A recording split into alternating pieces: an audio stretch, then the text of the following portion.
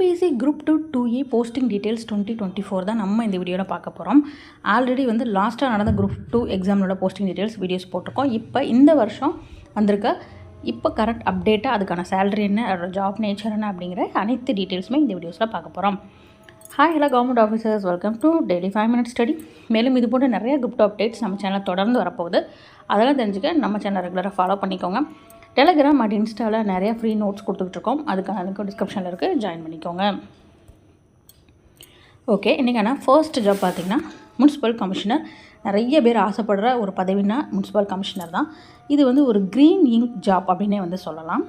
So உங்களுக்கு கீழே ஒரு ஆஃபீஸே இருக்கும். அந்த ஆஃபீஸோட ஹெட்டே நீங்கள் தான் இருப்பீங்க. உங்களுக்கு தெரியாமல் எதுவுமே நடக்காது. ஸோ நீங்கள் எந்த ஏரியாவுக்கு முனிசிபல் கமிஷனராக இருக்கீங்களோ அந்த ஏரியாவில் வர திட்டங்களுக்கு நீங்கள் செக்கில் சைன் பண்ணால் மட்டும்தான் அது சாங்ஷன் ஆகும். ஸோ அந்தளவுக்கு ரொம்பவே பவர்ஃபுல்லான ஒரு ஜாப் தான் இந்த முனிசிபல் கமிஷனர் வேலை. ரெண்டாவது, மக்களுக்கு அதிகமாக நீங்கள் சேவை செய்கிற மாதிரியான ஒரு துறை தான் இந்த முனிசிபல் கமிஷனர்.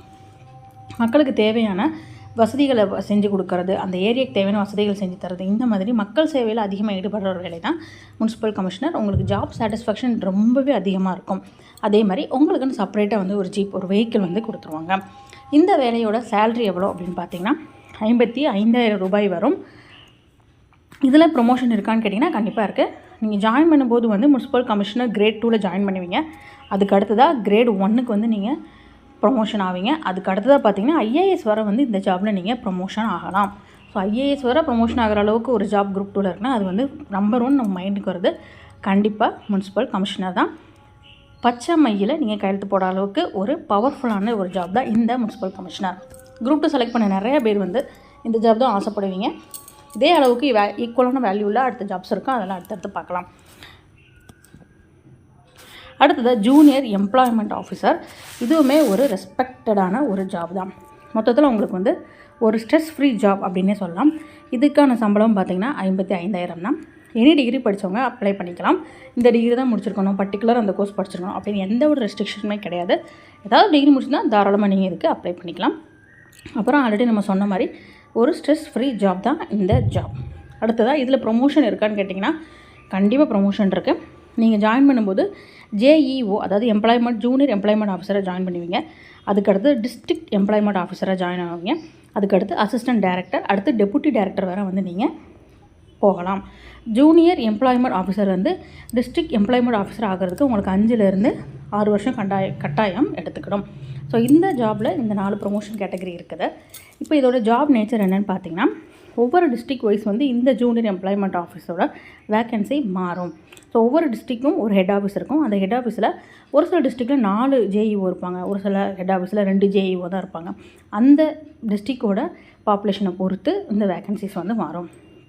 என்னென்ன வேக்கன்சி இருக்கும் அப்படின்னு பார்த்தீங்கன்னா அட்மினிஸ்ட்ரேஷன், அதுக்கப்புறம் காலி பணியிடங்கள் எவ்வளோ இருக்குது எம்ப்ளாய்மெண்ட்டில் அதை நிர்வகிக்கணும். அப்புறம் ஸ்கீம்ஸ் வரும் பார்த்திங்களா எம்ப்ளாய்மெண்ட்டுக்கு, அந்த ஸ்கீம்ஸு. அப்புறம் ஸ்டடி சர்க்கிள். இப்போ ஜூனியர் எம்ப்ளாய்மெண்ட் ஆஃபீஸ்லேயே நம்மளுக்கு காம்படிட்டிவ் எக்ஸாம் ட்ரைனிங் கொடுக்குறாங்க. இந்த மாதிரி ஜாப்ஸ் எல்லாத்தையுமே நீங்கள் பார்த்துக்கிற மாதிரி இருக்கும்.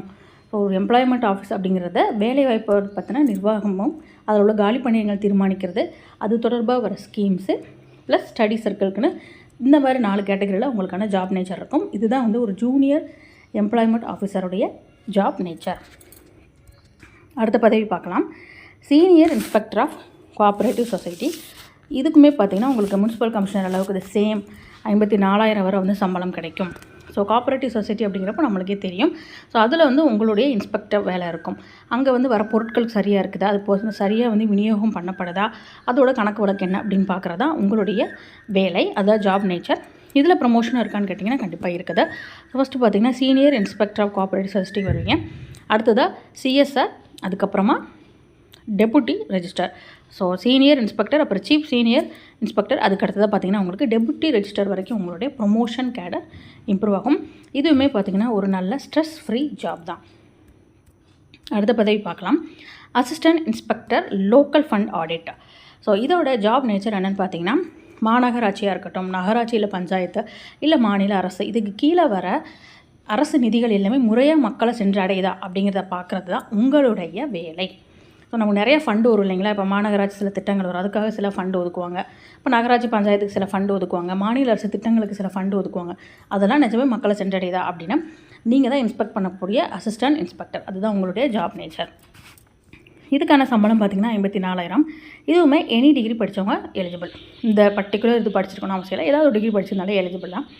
கவர்மெண்ட் ஃபண்ட் ஆடிட்டிங் ஆல்ரெடி பார்த்தாச்சு. இதில் ப்ரமோஷன் எப்படி இருக்குன்னு பார்த்தீங்கன்னா, நீங்கள் ஃபஸ்ட்டு அசிஸ்டன்ட் இன்ஸ்பெக்டரை ஜாயின் பண்ணுவீங்க. அதுக்கப்புறம் டெபுட்டி இன்ஸ்பெக்டர். இந்த அசிஸ்டன்ட் இன்ஸ்பெக்டர்லேருந்து டெபுட்டி இன்ஸ்பெக்டர் இந்த பதவிக்கு நீங்கள் ப்ரமோஷன் ஆகிறதுக்கு ஒரு 5 to 6 years வந்து ஆகும். அதுக்கப்புறமா இன்ஸ்பெக்டர், அதுக்கப்புறம் அசிஸ்டன்ட் டைரக்டர், நெக்ஸ்ட்டு வந்து டிபார்ட்மெண்ட் டைரக்டர், அப்புறம் ஜூனியர் டைரக்டர், அதுக்கப்புறமா டைரக்டர் அப்படின்னு டைரக்டர் வரைக்கும் வந்து நீங்கள் வந்து தாராளமாக ப்ரமோஷன் கிடைக்கும். பட் ஒவ்வொரு ப்ரமோஷனுக்குமே உங்களுக்கு ஒரு 5 to 6 years வந்து கட்டாயமாக எடுத்துக்கணும். அடுத்தது அசிஸ்டன்ட் செக்ஷன் ஆஃபீஸர். இதற்கான சேலரி எவ்வளோன்னு பார்த்தீங்கன்னா 52,000 ரூபாய் வரை கொடுப்பாங்க. சென்னை தான் வந்து உங்களுக்கு இதில் ஜாப் லொக்கேஷனாக இருக்கும். ஏன்னா சென்னையில் மட்டும்தான் இதுக்கான ஹெட் ஆஃபீஸ் இருக்குது. ஸோ அங்கே தான் வந்து உங்களுக்கு ஜாப் லொக்கேஷன் இருக்கும். சாட்டர்டே சண்டே லீவ் உங்களுக்கு கட்டாயமாக கொடுத்துருவாங்க. ரொம்பவே ஸ்ட்ரெஸ் ஃப்ரீயான ஜாபு. அடுத்து நீங்கள் படிக்கணும் அப்படின்னாலும் இந்த ஜாப் கட்டாயமாக சூஸ் பண்ணலாம். சப்போஸ் நம்ம சட்டமன்றத்தில் பட்ஜெட் தாக்கல் செய்வாங்க இல்லையா, அந்த டைமில் மட்டும் உங்களுக்கு அறிக்கை வெளியிடுறதுக்கு கொஞ்சம் நீங்கள் எக்ஸ்ட்ரா ஒர்க் பண்ணுற மாதிரி இருக்கும்.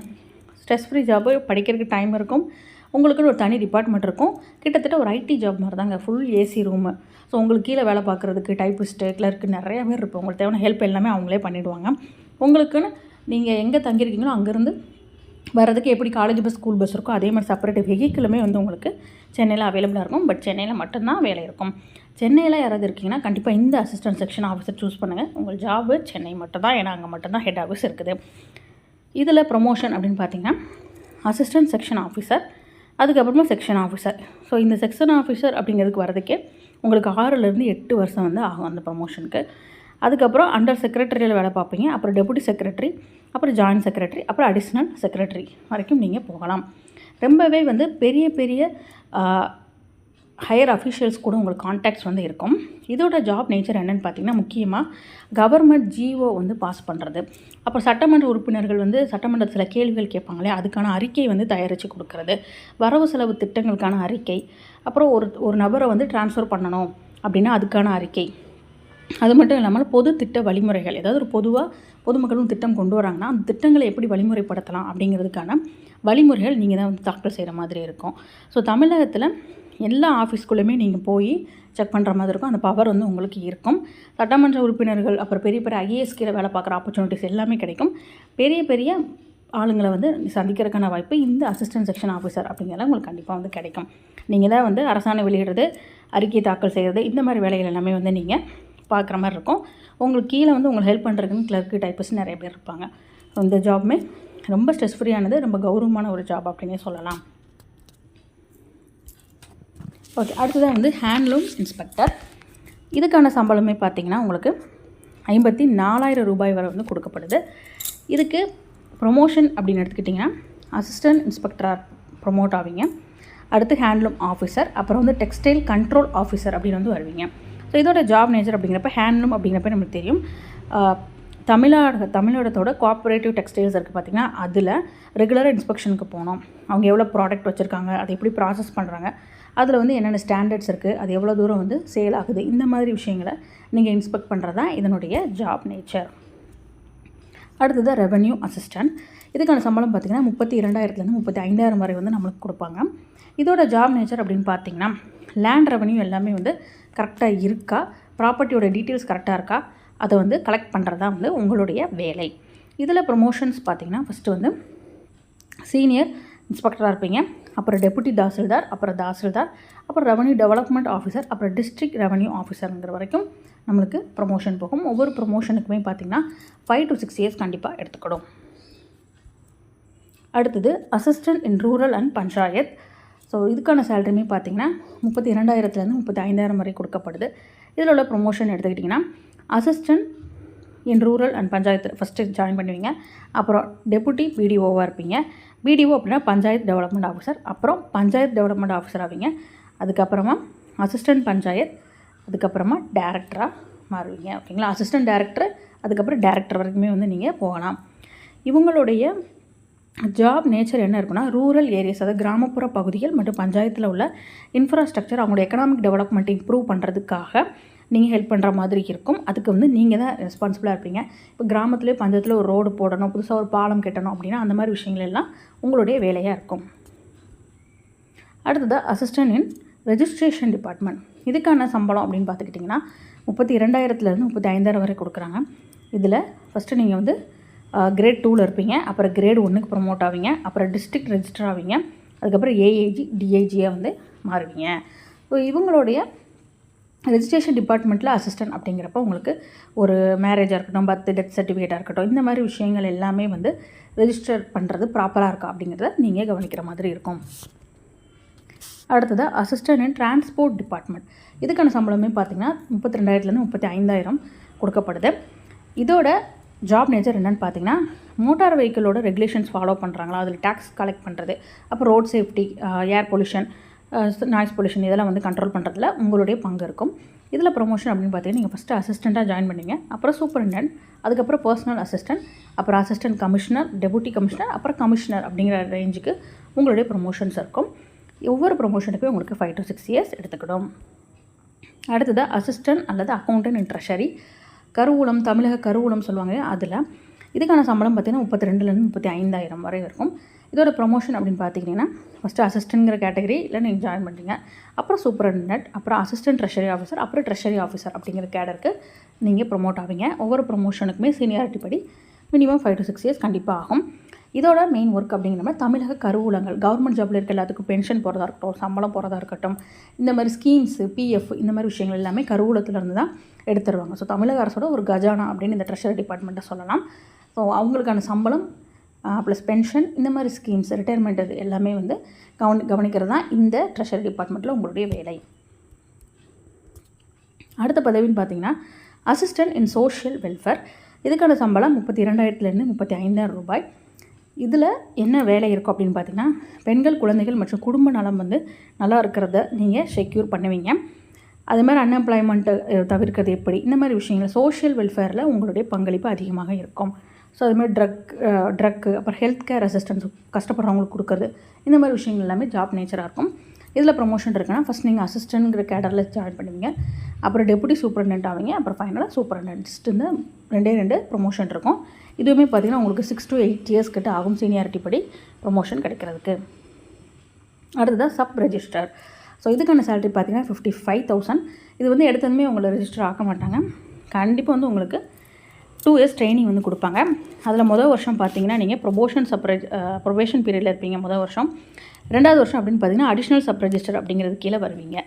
ஸோ இதுக்கான ஜாப் லொக்கேஷன் பார்த்திங்கன்னா எந்த டிஸ்ட்ரிக்ட்லனாலும் வேலை பார்க்க தயாராக இருக்கணும், எங்கேனாலும் நம்மளுக்கு போடுவாங்க. இதோட ஜாப் நேச்சர் என்னென்னு பார்த்திங்கன்னா, பப்ளிக் வந்து ஒரு டாக்குமெண்ட் சப்மிட் பண்ணுறாங்கன்னா அந்த டாக்குமெண்ட் எந்த கேட்டகரி கீழே வருதுன்னு பார்த்து அதுக்கான stamp duty and registration fees வாங்குறது தான் வந்து உங்களுடைய வேலை. ஸோ பப்ளிக் டாக்குமெண்ட்டில் என்னெல்லாம் வரும்னு பார்த்திங்கன்னா, land, marriage certificate, birth certificate, death certificate, இந்த மாதிரி வரும் இல்லைங்களா. இந்த டாக்குமெண்ட்ஸ் எல்லாமே கரெக்டாக கேட்டகரைஸ் பண்ணுறது உங்களுடைய மெயின் வேலையாக இருக்கும். இதுலேயுமே வந்து பார்த்திங்கன்னா உங்களுக்கு ப்ரொமோஷன் இருக்குது. ஃபர்ஸ்ட்டு பாருங்கள், சப் ரெஜிஸ்டர் கிரேட் 2ல் நீங்கள் ஜாயின் பண்ணுவீங்க, அப்புறம் கிரேட் 1க்கு வருவீங்க, அப்புறம் டிஸ்ட்ரிக்ட் ரெஜிஸ்டர் ஆவீங்க, அப்புறம் ஏஐஜி, டிஏஜி, அப்புறம் அடிஷ்னல் ஐஜி, இந்த மாதிரி உங்களுடைய ப்ரொமோஷன் இருக்கும். அடுத்த பதவி பாருங்கள், probation officer in department prison. So prison அப்படிங்கிறப்ப நிறைய பேர் வந்து எடுக்க யோசிப்பீங்க.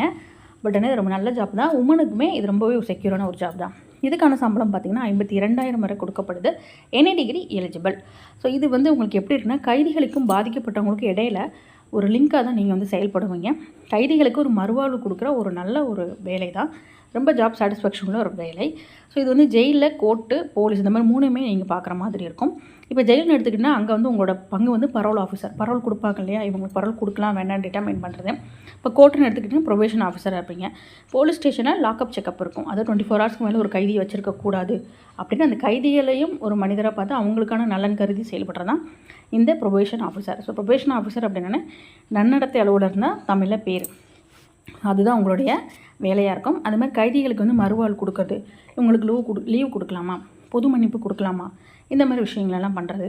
ஒரு 7 yearsக்குள்ளே தண்டனை கிடைக்கிற மாதிரி சின்ன சின்ன தவறுகள் சூழ்நிலை காரணமாக யாராவது பண்ணியிருப்பாங்க இல்லையா, அவங்களுக்குலாம் வந்து நன்னடத்தை சர்டிஃபிகேட் கொடுத்து அவங்களுக்கு ஒரு மறுவாழ்வு அமைச்சு அதை ஜெயிலுக்கு அனுப்பி இன்னும் பெரிய கைதியாக்காமல் ஜெயிலுக்கு அனுப்பாமலே அவங்களுக்கு ஒரு மறுவாழ்வு கொடுக்கறதுக்கு நீங்கள் ஹெல்ப் பண்ணுவீங்க. ரொம்ப ரொம்ப செக்யூர்டான ஒரு ஜாப்பு. கிட்டத்தட்ட ஒரு 64 போஸ்டிங் கிட்ட தமிழகம் முழுவதும் இந்த ப்ரொபேஷன் ஆஃபீஸர் இருக்குது. ஒவ்வொரு மாவட்டங்களை பொறுத்து ஒவ்வொரு ஏரியாவுக்கும். அதில் 30 பேர்கிட்ட லேடிஸ் தான் ஒர்க் பண்ணுறாங்க. இந்த வருஷம் அது மாறி இருக்குது வேக்கன்சிஸ். ஓகேங்களா. இப்போ டோட்டலாக 64 பேர்கிட்ட இருக்கிறாங்க. பாதிக்கு பாதி வந்து லேடிஸ் தான் ஒர்க் பண்ணுறாங்க. இது ரொம்பவே ஒரு நல்ல ஜாப் சாட்டிஸ்ஃபேக்ஷன் உங்களுக்கு ரொம்பவே இருக்கும். இதில் ப்ரொமோஷன் இருக்கான்னு கேட்டிங்கன்னா இருக்குது. ஃபஸ்ட்டு வந்து ப்ரொபேஷன் ஆஃபீஸராக போகிறீங்க, அப்புறம் ரீஜனல் ப்ரொபேஷன் ஆஃபீஸர், அப்புறம் சீஃப் ப்ரொபேஷன் சூப்பரண்டென்ட். இந்த மாதிரி 3 கேட்டகரியில் உங்களுக்கு ப்ரொமோஷன்ஸ் கிடைக்கும். இது எல்லாமே வந்து ஜஸ்ட்டு உங்களுக்கு சீனியாரிட்டி படி 6 to 8 இயர்ஸ் கிட்ட ஆகும். அடுத்ததாக பாருங்கள், ஸ்பெஷல் பிரான்ச் அசிஸ்டண்ட். ஸோ இதுக்கான சம்பளம் 50,000. இதுக்கு எனி டிகிரி எலிஜிபிள். பட் வந்து இதில் வந்து உங்களுக்கு டைப்ரைட்டிங் தெரிஞ்சிருக்கணும், இங்கிலீஷ் அண்ட் தமிழ் ரெண்டுமே ஹையர் முடிச்சிருக்கணும். அப்படி இல்லைனா கூட இதுலேயுமே உங்களுக்கு 2 வருஷம் ட்ரைனிங் தருவாங்க. அந்த ட்ரைனிங்குள்ளேயாவது நீங்கள் டைப்ரைட்டிங் முடிச்சிருக்கணும். ஜாப் லொக்கேஷன் பார்த்தீங்கன்னா இதில் 2 செக்ஷன் கீழே வரும். இன்டெலிஜென்ஸ் செக்ஷனில் நீங்கள் ப்ரொபேஷன் ஆஃபீஸர் எடுத்திங்கன்னா சென்னை மட்டும்தான் வேலை. கமிஷனரேட் செக்ஷனில் நீங்கள் எடுத்திங்கன்னா கமிஷனரேட் வந்து தமிழகத்தில் ஒரு 7-8 இடங்கள்ல இருக்குது. அந்த இடங்களெல்லாம் உங்களுக்கு வேலை இருக்கும். இதுக்கான ப்ரொமோஷன் அப்படின்னு நீங்கள் பார்த்துக்கிட்டிங்கன்னா அசிஸ்டண்ட்டாக நீங்கள் ஜாயின் பண்ணுறீங்களா, ஸ்பெஷல் பிரான்ச் அசிஸ்டன்ட், அப்புறம் அசிஸ்டன்ட் மேனேஜர், அப்புறம் மேனேஜர், அப்புறம் சீனியர் மேனேஜர், அப்புறம் சீஃப் மேனேஜர். இந்த மாதிரி உங்களுக்கு ப்ரொமோஷன்ஸ் கிடைக்கும்.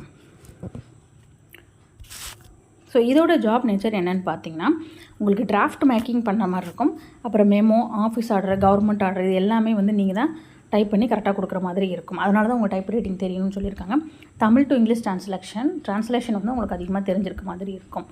ஸோ ஸ்பெஷல் பிரான்ச் அசிஸ்டன்ட் அப்படின்னா அவங்களுக்கான திட்டங்கள் எல்லாத்தையுமே வந்து நீங்கள் அதை ஒரு பேப்பராக வந்து சப்மிட் பண்ணுற மாதிரி, ரிப்போர்ட் ரெடி பண்ணுற மாதிரி தான் உங்களுடைய வேலை இருக்கும். ஓகே, ஸோ இப்போ வந்து நம்ம ஒரு 10க்கும் மேற்பட்ட ஒரு முக்கியமான ஜாப்ஸ் எல்லாத்தையும் பற்றியும் பார்த்தாச்சு. ஸோ வேறு ஏதாவது ஜாப் பற்றி உங்களுக்கு தெரியணும் அப்படின்னு கமெண்ட் பண்ணுங்கள். இந்த வீடியோவை குரூப் 2 ப்ரிப்பேர் பண்ணுற உங்கள் ஃப்ரெண்ட்ஸ் எல்லாருக்குமே ஷேர் பண்ணுங்கள். இது ரொம்ப ரொம்ப யூஸ்ஃபுல்லாக இருக்கும். குரூப் 2 படிக்கிறவங்க என்ன ஜாப் எடுக்கலாம் அப்படின்னு கன்ஃபியூஷனில் இருப்பீங்க. இந்த வீடியோ பார்த்தீங்கன்னா உங்களுக்கு ஒரு தெளிவு வரும். ஸோ எந்த ஜாப் எடுக்கலாம், எந்த ஜாபில் ஸ்ட்ரெஸ் ஃப்ரீயாக இருக்கும், எது வந்து ஜாப் நேச்சர் எப்படி இருக்குது, எதில் ப்ரொமோஷன் எப்படி இருக்குன்னு நீங்கள் தாராளமாக தெரிஞ்சுக்கலாம். I hope you enjoy this video. Thank you. Always keep smiling, keep studying.